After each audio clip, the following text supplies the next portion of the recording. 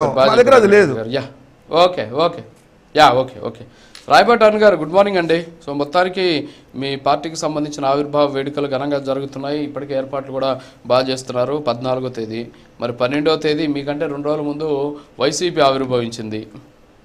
మరి వాళ్ళేమో యువత పోరు పేరుతోటి వాళ్ళు కార్యక్రమం నిర్వహిస్తున్నారు. మీరేమో జోష్ మీద ఉంటే వాళ్ళు మాత్రం డేలా పడిపోయినటువంటి పరిస్థితి. ఎలా చూడొచ్చు అంటారు? ప్యానెల్లోని పెద్దలకి మీకు వీక్షకులకి నమస్కారం సార్. కార్యకర్తలు అండ్ మరణము ఈ రెండు అంశాల మీద గౌరవం అనేది ఉన్నవాళ్ళు ఎవరైనా సరే వాళ్ళ కుటుంబాల యొక్క బాధ్యత తీసుకుంటూ, కానీ ఒక మరణం జరిగితే అన్ఎక్స్పెక్టెడ్ గా ఒక వ్యక్తి మరణిస్తే కుటుంబంలో దాని తర్వాత ఆ కుటుంబంలో ఎలాంటి బాధ్యతలు ఉంటాయి, వాళ్ళ కుటుంబం ఎలా రోడ్డున పడిద్ది, వీటన్నింటినీ కూడా ఫస్ట్ ఆలోచించగలిగేటువంటి నాయకత్వం అయితే 100%. ఆ కుటుంబాన్ని మనం ఆర్థికంగా భరోసా అంటే వ్యక్తిని అలాగో తీసుకొచ్చి ఇవ్వలేం, కానీ ఏ బాధ్యతలు అయితే మిగిలిపోయాయో వాటిని కొన్నింటి పూర్తి చేయడానికి మనం కొంత ఆర్థిక భరోసాను కల్పించవచ్చు అని చెప్పేసి గౌరవంగా కార్యకర్త యొక్క కుటుంబం గురించి ఆలోచించేటువంటి నాయకత్వం ఎవరైనా సరే కార్యకర్తకి బీమా భద్రత అనేది కల్పించడం, అలాగే వాళ్ళని గుర్తింపు అంటే పార్టీలో మీరు మా పార్టీ మేము పెట్టినటువంటి పార్టీలో ఎదుగుదల కోసం ఈ సమాజం కోసం కష్టపడ్డారు కాబట్టి మీ కుటుంబ బాధ్యతలు మీలో ఒకరుగా మేము కూడా అని చెప్పేసి ఒక భరోసా ఇవ్వటం లాంటిది సభ్యత్వం అనేది, అలాగే దాని తర్వాత వచ్చేటువంటి బీమా లాంటిది. అట్లాంటి బాధ్యతలు తెలిసినటువంటి వ్యక్తి మరణం పట్ల అంత గౌరవం కలిగినటువంటి వ్యక్తులుగా ఉన్న నాయకులు ఎవరైనా సరే ఇట్లాంటి చర్యలు చేపడతారు. అందులో భాగంగానే ఇటువైపు జనసేన నుంచి కానివ్వండి, అటువైపు టీడీపీ నుంచి కానివ్వండి, మరి ఇతర పార్టీలైనా సరే సభ్యత్వాలు నమోదు, దాని ద్వారా సభ్యత్వం ద్వారా బీమా అనేది కల్పించడం అనేది జరుగుతూ ఉంది. ఇందాక వెంకటరెడ్డి అన్నగారు ఒక మాట చెప్పారు, మేము కార్యకర్తలకి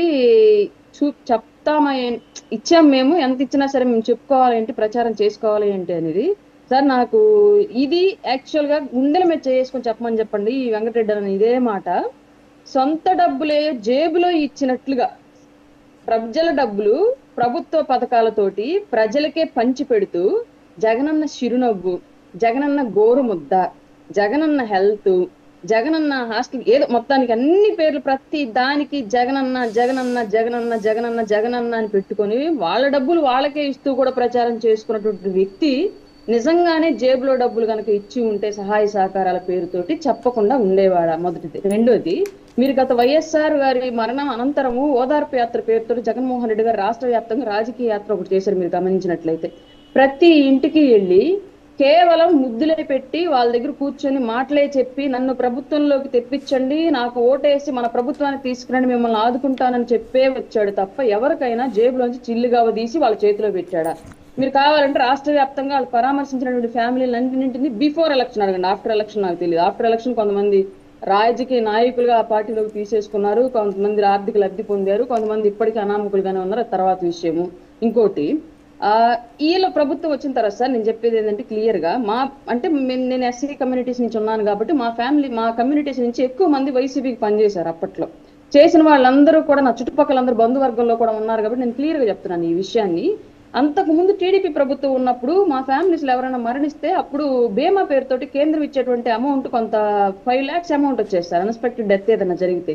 కానీ దౌర్భాగ్యం ఏంటంటే వైసీపీ వచ్చిన తర్వాత కేంద్రం ఇచ్చినటువంటి ఆ బీమా డబ్బులు కొంత రాష్ట్ర ప్రభుత్వం కేంద్ర ప్రభుత్వం సగం సగంగా ఇచ్చేవాయి అమౌంట్లు. కానీ తర్వాత వైసీపీ వచ్చిన తర్వాత కేంద్రం ఇచ్చినటువంటి ఫస్ట్ ఫండ్స్ దేనికి ట్రాన్స్ఫర్ చేశారో లెక్కలు చెప్పక తదుపరి కేంద్రం అనేది అమౌంట్స్ రిలీజ్ చేయాలి మళ్ళీ పూర్తిగా. టీడీపీ టైంలో అది ఏ పేరుతో వచ్చారంటే చంద్రన్న బీమా అనే పేరుతో వచ్చేది. 100% 5 lakhs అమౌంట్ వచ్చేది. అందులో నాకు కొంతమంది బంధువులు చనిపోయినప్పుడు కొంతమందికి వచ్చింది. తర్వాత వైసీపీ టైంలో చనిపోయిన బంధువులకు రూపాయి రాలేదు సార్, ఎందుకంటే ఆ పథకం లేదు, ఇప్పుడు డబ్బులు లేవు, నిధులు లేవు, ఆ పథకం కింద ఉన్నటువంటి శాఖలో నిధులు లేవు కాబట్టి ఇవ్వలేమని చెప్పేసి చేతులు ఎత్తేసారు అధికారులు. ₹1 కూడా మట్టి ఖర్చులకు కానివ్వండి, బీమా కింద కానివ్వండి 10 పైసలు కూడా రాల. ఇంకొకటి, ఇందాక ఆయన అన్నారు మా పార్టీలో మేము బీమా ఏమి ఇచ్చుకోవాలి, ఎవరికి డబ్బులు ఇచ్చుకోవాలి, మేము ఏం చేయాలి అని చెప్పేసి మీకు చెప్పాలా, మీరు చెప్తే మేము వినాలా అని చెప్పేసి మా పార్టీ గురించి కూడా మీరు డిసైడ్ చేస్తారని చెప్పేసి మాట్లాడిన వెంకటరెడ్డి అన్న, ఎలక్షన్కు ముందంతా ఏ పార్టీ ఎలా రావాలి, ఏ కంటెస్టెంట్ ఎక్కడి నుంచి పోటీ చేయాలి, ఎక్కడి నుంచి ప్రచారం చేయాలి, ఇవన్నీ కూడా పక్క పార్టీల గురించే కదా నిరంతరం 5 ఏళ్ల పాటు మాట్లాడారు. ఇప్పుడు కూడా అదే మాట్లాడుతున్నారు కదా, మీరు సింగిల్ గా రండి, మీరు పొత్తులో లేకుండా రండి, మీరు అక్కడి నుంచి పోటీ చేయండి, మీరు వీళ్ళకి టికెట్ ఇవ్వండి, ఇవన్నీ మాటలు మీరే మాట్లాడారు దారుణంగా. మరి పక్క పార్టీల వాళ్ళ గురించి డిసైడ్ చేసేటువంటి రైట్ మీకు ఉంది అనుకున్నప్పుడు మీ పార్టీలో ఉన్నటువంటి సాధారణంగా మాతో పాటు తిరుగుతున్నటువంటి మా బంధువులో లేదంటే మా చుట్టుపక్కల వాళ్ళు వీళ్ళందరి యొక్క భవిష్యత్తు గురించి పట్టించుకోవాల్సిన బాధ్యత మీకుంది అని తెలియచెప్పడం తప్పులేదనేది మా భావన. ఇంకొకటి, ఆవిర్భావ దినోత్సవం మేము జరుపుకోవాలా? ఇప్పుడు జరుపుతున్నాం ఏదో యువత పోరాట సంపేతోటి. అసలు పార్టీ ఎవరిది? ఎవరు స్థాపించారు? ఏ రోజు స్థాపించారు?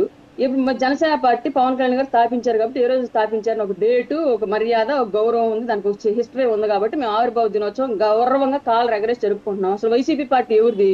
స్థాపించింది ఎవరు? ఎవరి దగ్గర నుంచి జగన్మోహన్ రెడ్డి గారు తీసుకున్నారు? ఏ రోజు అతను స్థాపించాడని చెప్పేసి వీళ్ళు ఆవిర్భావ దినోత్సవం జరుపుకుంటారు? వీళ్ళది కానీ పార్టీని తీసుకొచ్చి వీళ్ళు లాక్కొచ్చుకొని చేసుకుంటున్నారు కాబట్టి వీళ్ళకి అసలు ఆవిర్భావ దినోత్సవం ఎప్పుడో తెలియదు కాబట్టి వీళ్ళకి జరపాలనేటువంటి గౌరవ మర్యాదలు కూడా ఏమీ ఉండవు. అందువల్ల వాళ్ళకి తెలిసే ఛాన్సు లేదు. వీళ్ళని మేము చెప్పుకుంటున్నంత, మేము చేసుకుంటున్నంత గౌరవంగా ఘనంగా ఆవిర్భావ దినోత్సవాలు జరుపుకునే అవకాశం కూడా వీళ్ళకి లేదు, పక్క వాళ్ళ పార్టీ తెచ్చుకున్నారు కాబట్టి.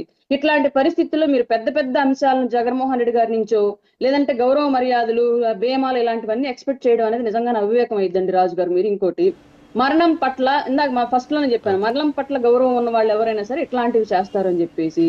అసలు యాక్చువల్ గా ఇవాళకి కూడా రాష్ట్రంలో పెద్ద మిస్టరీ మిగిలినటువంటి హత్య, నిన్న కూడా రంగన్న చనిపోయినటువంటి హత్య, ఇప్పటికీ ఆ కుటుంబ సభ్యులు కాగా ఇప్పుడు అందులోని ఇన్వాల్వ్ అయ్యి ఉన్నారని చెప్పేసి సిబిఐ కూడా ఎంక్వైరీ చేసి మరి ఛార్జ్ షీట్లు పేరు చేసినటువంటి హత్య.